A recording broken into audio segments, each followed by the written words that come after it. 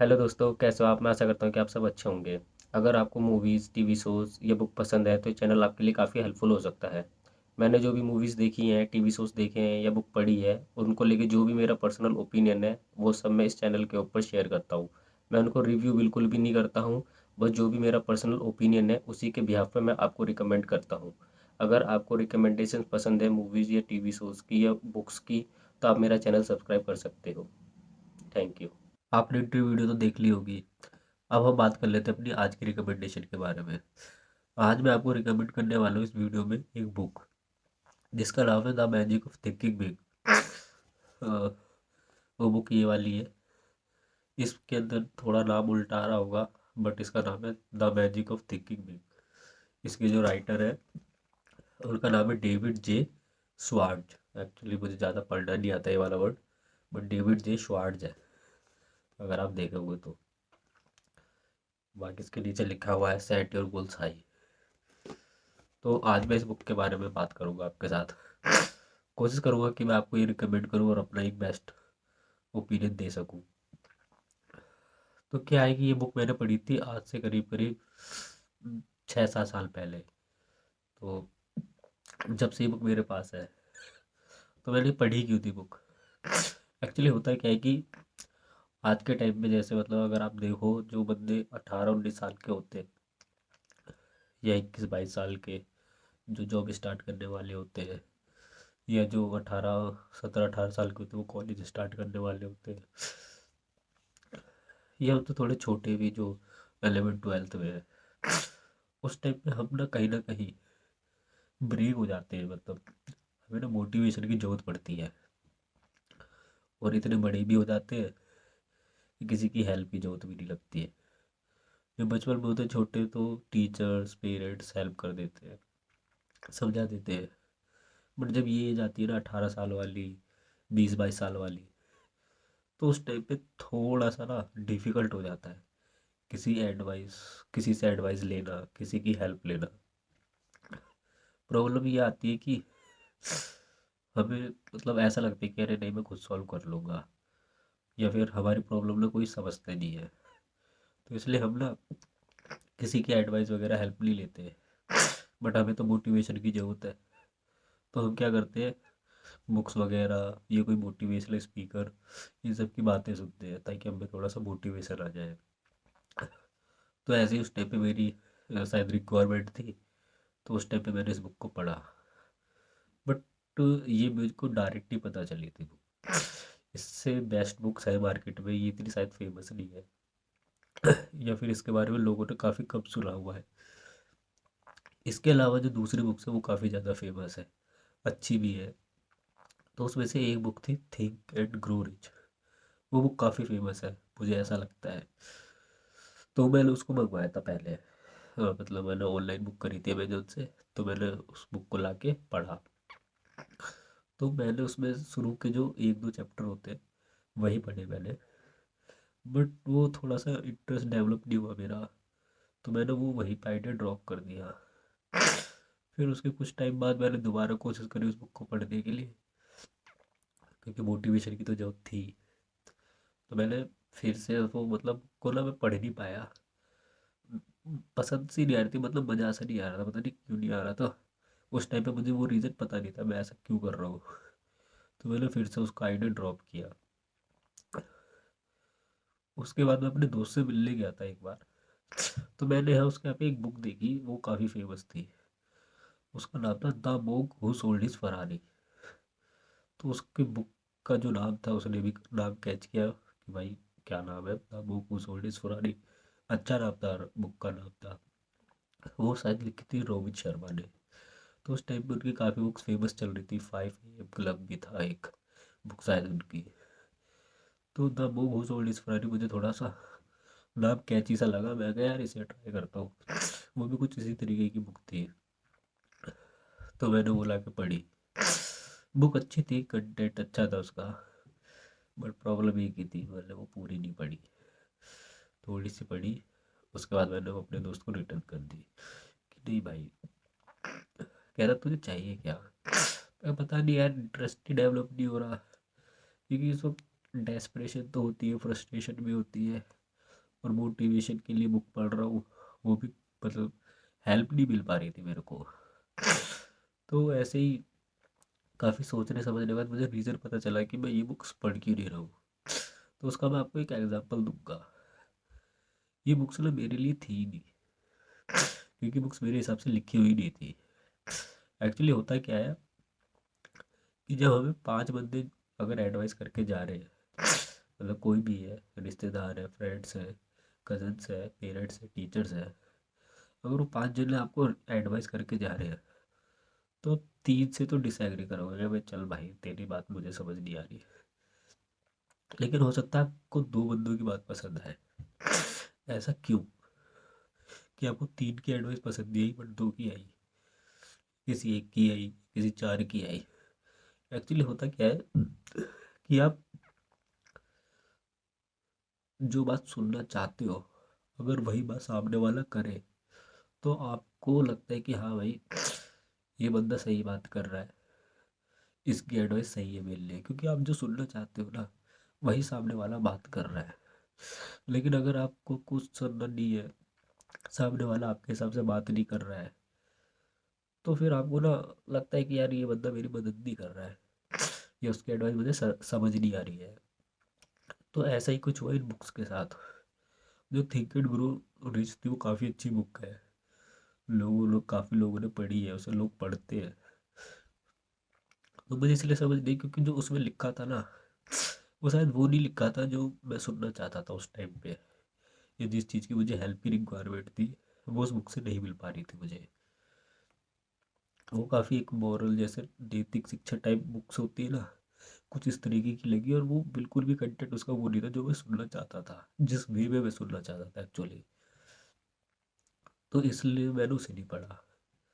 The bog who sold his Ferrari है, उसका भी यही रीज़न था कि आपको सोचो बोग का मतलब क्या है, संन्यास या फिर त्याग। मतलब सन्यासी लोग होते हैं और इनका जो मेन पर्पस होता है वो होता है त्याग। तो वो तो बेचते ही फरारी को, तो उसका तो कोई रीज़न ही नहीं बनता कि वो फरारी रखेगा। क्योंकि जो बोक लोग होते हैं वो ज़्यादातर बिलीव त्याग में करते हैं, किसी से अटैचमेंट नहीं रखते वो। बट हम तो यंग थे, 18-19 साल का, जिन 20-22 साल का जो बंदा होता है यार, वो ड्रीम्स के साथ जीता है उस टाइम में कि मैं लाइफ में ये करूँगा वो करूँगा, जब जॉब लग जाएगी तो मैं ऐसा रहूँगा, बड़ा हो जाऊँगा तो मैं ये करूँगा। उसके ड्रीम्स होते हैं गाड़ी के, घर के, घूमने के, फिरने के। तो द मोको sold is Ferrari for peaceful वे के लिए ठीक है वो। बट एक जो बंदा आया है कमाने की एज में, जिसे दुनिया देखनी है, उसके हिसाब से वो बुक मुझे नहीं लगा था कि वो उस बंदे के हिसाब से लिखी गई है। और मैं उस वक्त वो बुक पढ़ के कुछ फ़ायदा ही नहीं था, क्योंकि मैं उस तरीके की एडवाइस ढूंढ भी नहीं रहा था।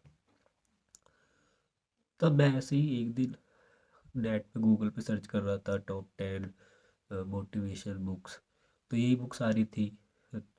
या फिर think and grow rich, 5 AM club, 7 habits of highly effective people, और the book who sold his Ferrari. तभी मुझे इस बुक के बारे में पता चला कि एक बुक ये भी है, the magic of thinking big. अब इसमें जो वर्ड यूज़ हुए थिंकिंग बिग, वो उन शब्द में मेरा इंटरेस्ट डेवलप हुआ कि यार ये कुछ मतलब जैसा मैं सोचता हूँ शायद उसी से रिलेटेड है। तो फिर मैंने इस बुक को बाय किया। तो ये भी मैंने ऑनलाइन ही मंगाई थी अमेजोन से। तो जब मैंने इस बुक को पढ़ा,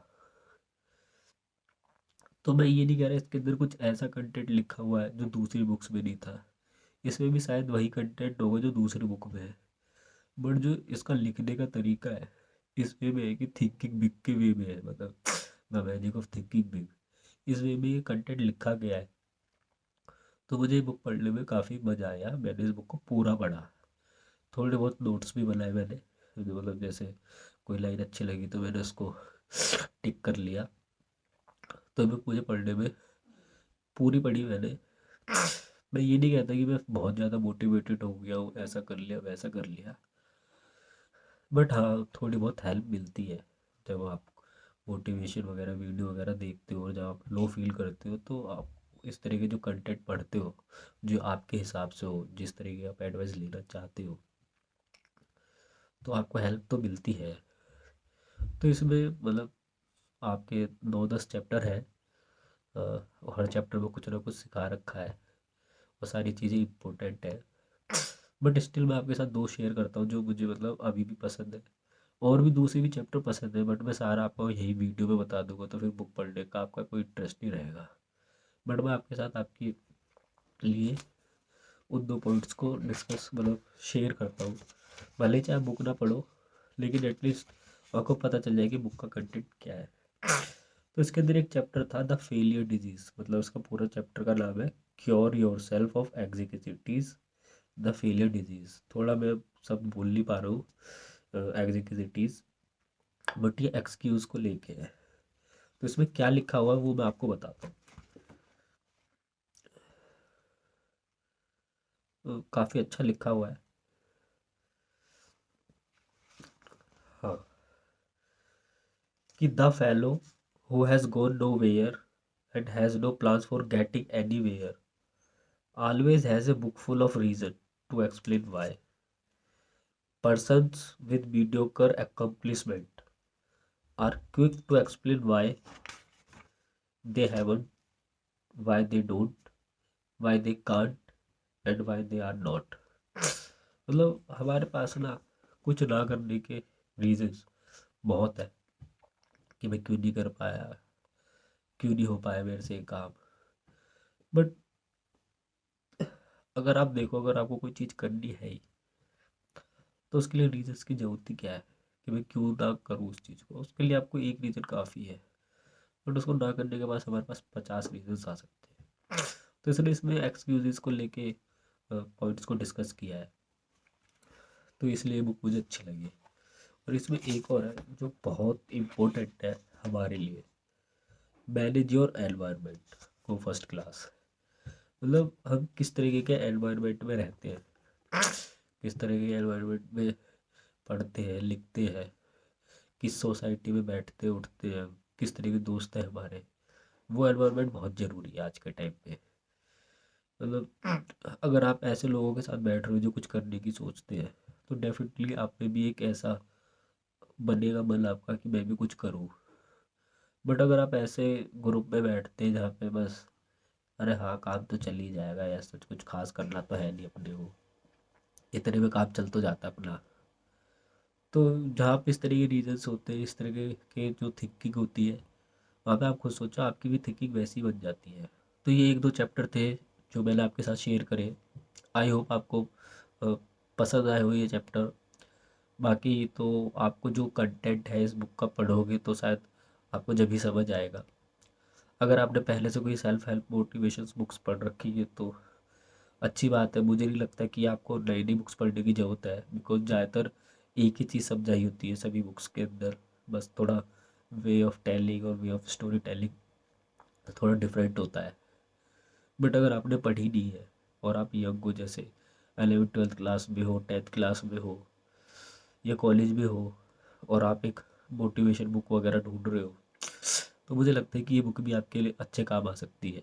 अगर आपको थिंक एंड ग्रो रिच पसंद नहीं आई है, हो सकता है नहीं आई पसंद, या फिर आपने the book who sold his Ferrari पसंद नहीं आई हो या पढ़ी नहीं हो, तो आप इस बुक को लेके पढ़ सकते हो। इसके अंदर काफ़ी चीज़ें अच्छे तरीके से समझाई गई है, लिखी गई है।